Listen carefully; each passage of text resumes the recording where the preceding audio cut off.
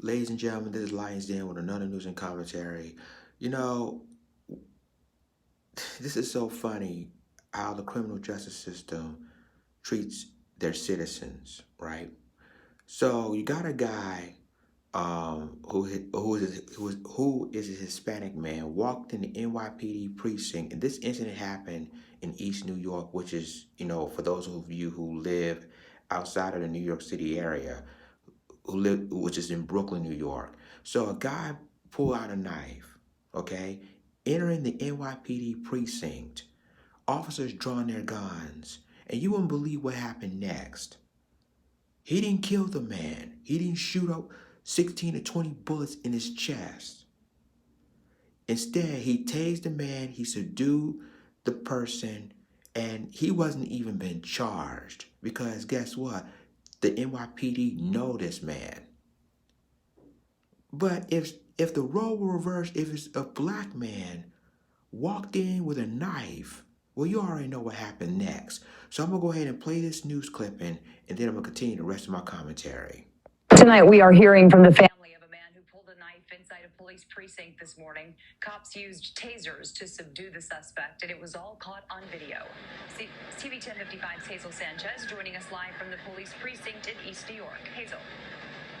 Jessica, the family of Starlin Lopez is praising police here at the 75th Precinct Station House for the way they handled this morning's very frightening incident. Lopez suffers from mental illness. His family says he is a very familiar, friendly face in this neighborhood, and they are convinced that cops recognized him this morning, and that is likely what helped save his life. Lori Lopez crying tears of concern. She and her family are very worried about her brother, Starlin Lopez. This is surveillance video of him walking into the 75th Precinct Station House in East New York this morning, armed with a knife, hoping police would kill him. He heard voices and everything, so maybe that's why he came to the prison, because it's no reason that that he take a knife and he come to and do this. He don't do that before. Lopez says her 28-year-old brother suffers from mental illness and lives with their mother, Yoselin Lopez.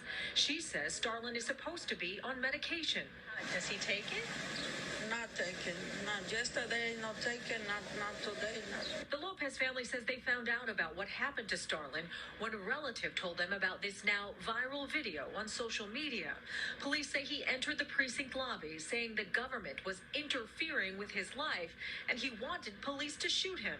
Officers surrounded him, weapons drawn, asking him to drop the knife, but he refused.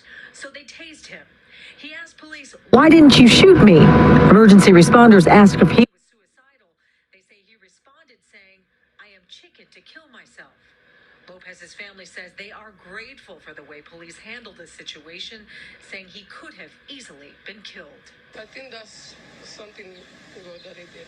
It's relieving, right? Yes, and they know. I think they do that because he don't do anything to them, and they know him, around here. Now, unfortunately for Lopez's family, they cannot rest easy, at least not at this point. Police say Lopez is not charged with anything, so they released him to the custody of Brookdale Hospital, where he would undergo evaluation. The family went to the hospital. They say that the hospital claimed he was not there, so at this point, they do not know where he is.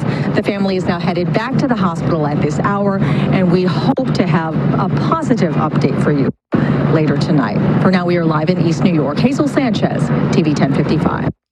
Well, there you have it, ladies and gentlemen. Let's go back in the past of what happened in Seattle, Washington, when a black woman, a pregnant black woman named Shalita Lyles, remember her? The same scenario. Only difference is she wasn't even going to a police precinct. She was outside out of her apartment, and the officers saw a knife. And her family, Shalita's family, was saying that she's also suffering from mental illness. So the Seattle police shot and killed Shalita Lyles. Shot her multiple times, killing her. And she was pregnant at the time. So you see, they didn't do nothing with this man because, quote unquote, the NYPD know this guy and he's not going to do anything, but yet he's suffering from mental illness.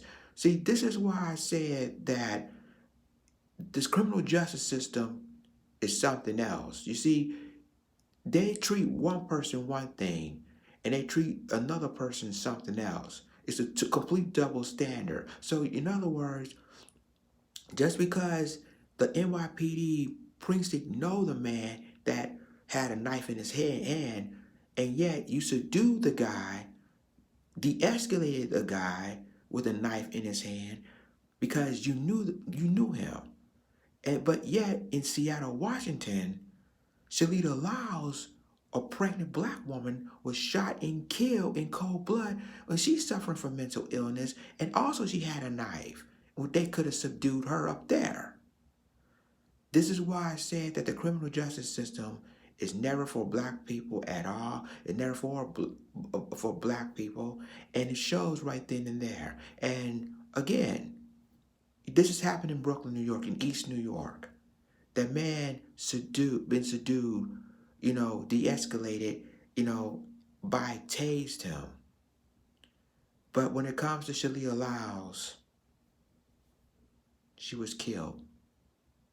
And she had she was pregnant and she had a knife, but again she had suffering from mental illness by her family. And they tried, and in that case, she was filing a lawsuit against Seattle PD, but unfortunately it's been tossed out. So I want everybody to see how the criminal justice system is for one person to the next. And again, let's just say hypothetically, if it was a black man walking in with a knife at a precinct, you already know what will happen then. We won't have to answer that question. We already know they will put 50 to 60 bullets in his chest, killing him. And you see all these incidents happening in New York City Sean Bell, Amadou Diallo, Eric Garner. You see all these people killed by police unjustly. And yet, you got a guy like him, had a knife.